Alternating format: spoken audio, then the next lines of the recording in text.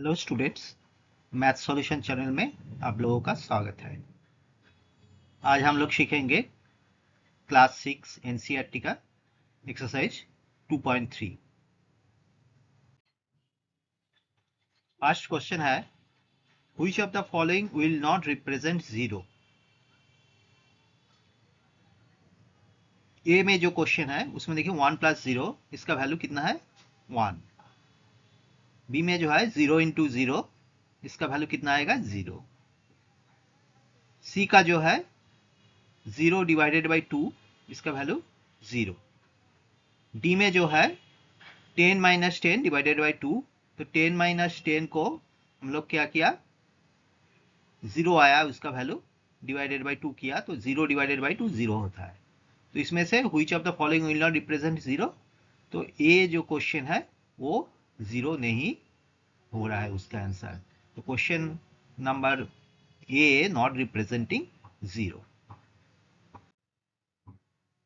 Next question है, if the product of two whole numbers is 0, can we say that one or both of them will be 0? Justify through examples. इसका मतलब है, question में बोल रहा है कि दो होल नंबर है, उसका अगर एक या दोनों ही 0 होगा तो क्या उसका वैल्यू 0 होगा? तो इसका जो आंसर है ये यस है, क्योंकि एग्जाम्पल के थ्रू हम लोग देखेंगे कि मानिए एक नंबर 0 है, दूसरा नंबर भी 0 है, तो उसका अगर मल्टीप्लाई करेंगे तो कितना वैल्यू आएगा 0। मानिए एक फर्स्ट नंबर जो है वो 1 है और दूसरा जो नंबर है वो 0 है, तो उसको अगर मल्टीप्लाई करेंगे तो भी वैल्यू 0 आएगा। फर्स्ट नंबर अगर 2 होगा और उसके साथ 0 मल्टीप्लाई करेंगे तो फिर भी उसका भी वैल्यू 0 होगा। तो ऐसे देखिए 3, 4, 5 जो भी नंबर होगा उसके साथ 0 मल्टीप्लाई करने से 0 ही आता है। मतलब एक हो या दोनों ही 0 हो तो उसका वैल्यू मल्टीप्लिकेशन के बाद 0 ही आएगा।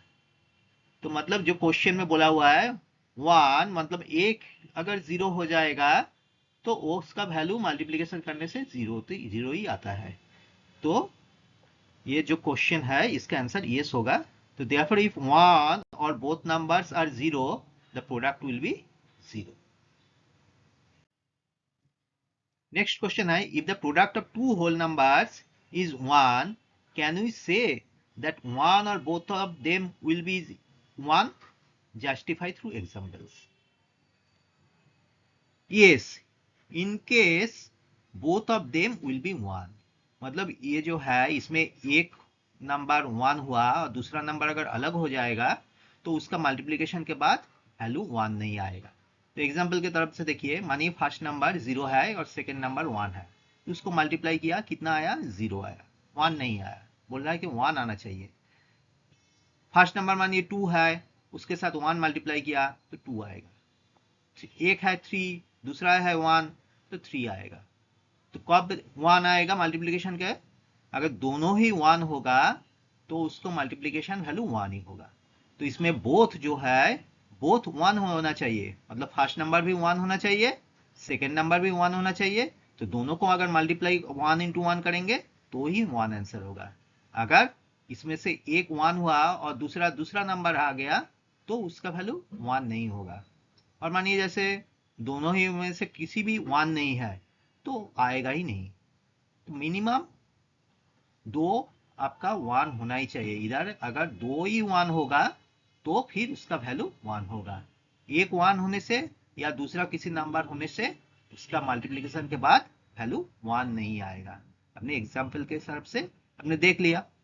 तो therefore if only both numbers are 1, both numbers are 1, the product will be 1. Next question है, find using distributive property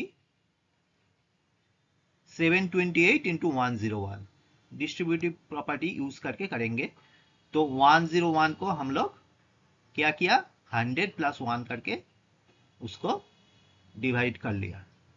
next 728 × 100 plus 728 × 1 किया। तो 728 100 का वैल्यू है इतना और 728 1 का वैल्यू है इतना, तो प्लस करके इतना आंसर आ गया। नेक्स्ट में देखिए 5437 इंटू 1001, ये 1001 को हम लोग 1000 प्लस 1 करके डिवाइड किया, दोनों पार्ट में भाग कर लिया। 1000 एक पार्ट कर लिया प्लस 1 कर लिया तो 1001 आता है, तो इसको दोनों पार्ट में भाग कर लिया।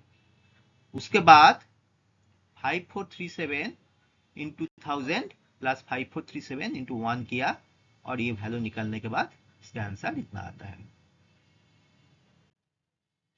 नेक्स्ट है 824 इंटू 25, 25 को हम लोग 20 प्लस 5 करके डिवाइड कर लिया। तो डिस्ट्रीब्यूट प्रॉपर्टी वही कहता है ना कि एक अगर 25 है उसको हम लोग दोनों पार्ट में प्लस करके भाग कर लिया। उसके बाद इसके 824 के साथ 20 का मल्टीप्लाई किया, 824 के साथ 5 का मल्टीप्लीकेशन किया और 824 इंटू 20 का मल्टीप्लीकेशन के बाद इतना आंसर आया और 824 इंटू 5 का मल्टीप्लीकेशन के बाद 4120 आया। अभी दोनों का एडिशन करने के बाद ये आंसर आ गया। नेक्स्ट जो क्वेश्चन है 4275 इंटू 125, अभी 125 को हम लोग तीनों पार्ट में डिवाइड कर लिया, 100 प्लस 20 प्लस 5। अभी 4275 के साथ पहले 100 का मल्टीप्लिकेशन किया, 4275 के साथ देन 20 का मल्टीप्लिकेशन किया एंड 4275 के साथ 5 का मल्टीप्लिकेशन किया। तो 4275 इंटू 100 का मल्टीप्लिकेशन करने से इतना आंसर आ रहा है, 4275 इंटू 20 का मल्टीप्लिकेशन करने से इतना आ रहा है और 4275 इंटू 5 करने से 21375 आंसर आ रहा है। देन तीनों का एडिशन कर लिया तो आंसर 534375 आ रहा है।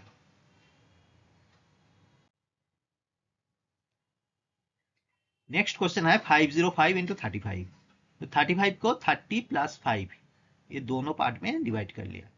तो 505 इंटू 30 किया प्लस 505 इंटू 5 किया, तो 505 इंटू 30 का वैल्यू होता है 15120, 505 इंटू 5 का वैल्यू होता है 2520, तो दोनों का एडिशन करने के बाद टोटल आया 17640।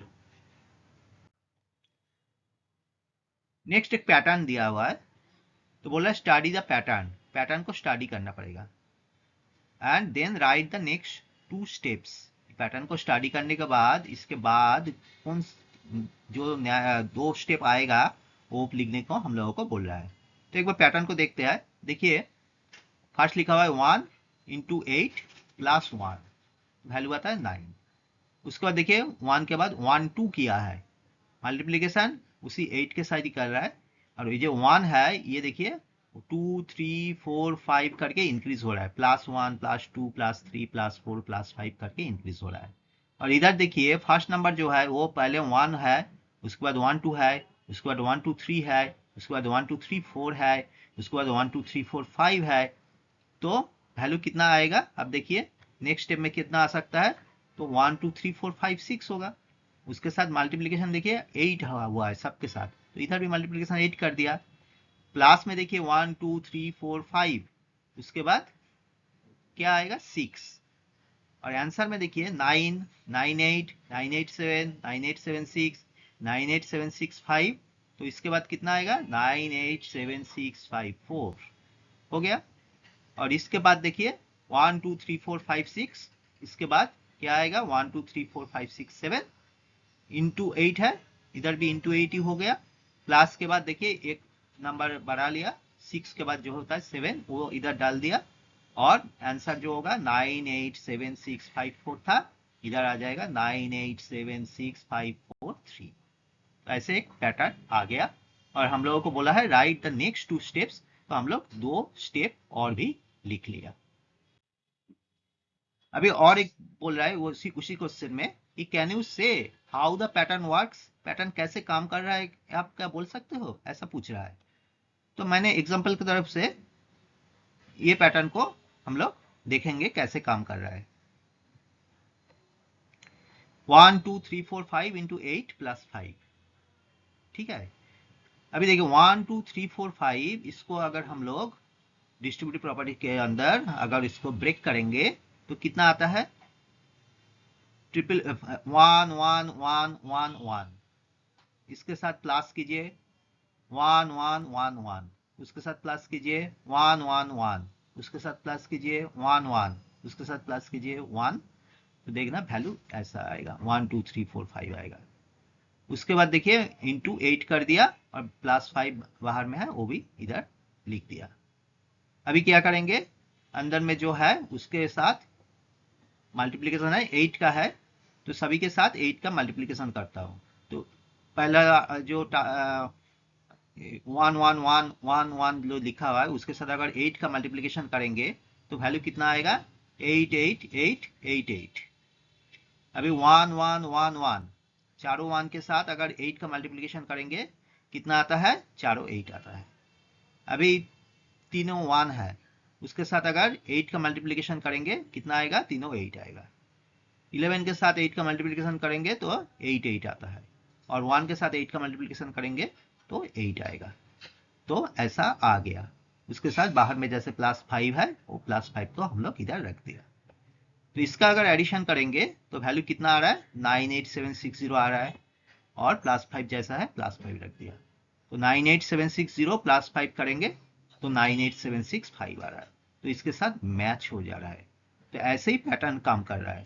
तो अगर हम लोग इसको 1 2 3 4 इंटू 8 + 4 को अगर करेंगे तो देखेंगे कि ऐसे ही पैटर्न करने से आपका आंसर ये 9876 हो जाएगा।